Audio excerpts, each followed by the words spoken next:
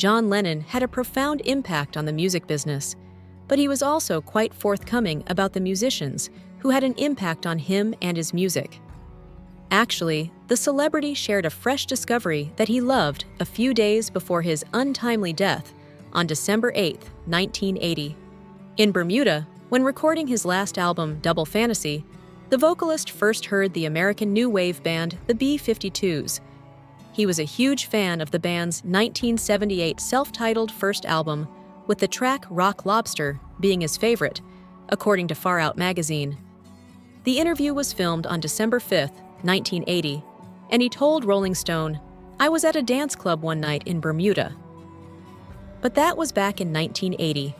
I was downstairs listening to disco when I heard the B-52's Rock Lobster for the first time. Are you aware of it? The melody is reminiscent to Yoko's.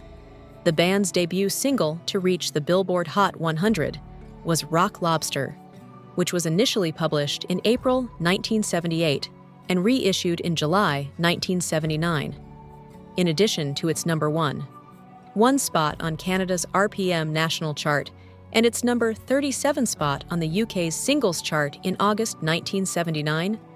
The record was a huge smash in both countries.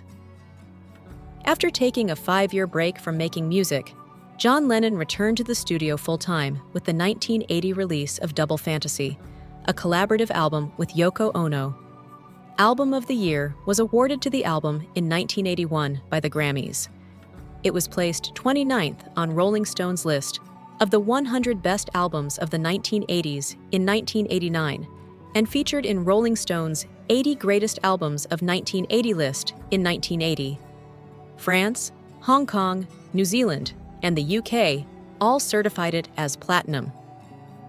With more than 3 million copies sold in the US alone, the album achieved triple platinum status. Many still consider John Lennon's compositions on the collaboration album to be among his best. Some time ago, one Reddit user voiced their opinion that think John's songs on the album are his best solo work, and many other listeners concurred.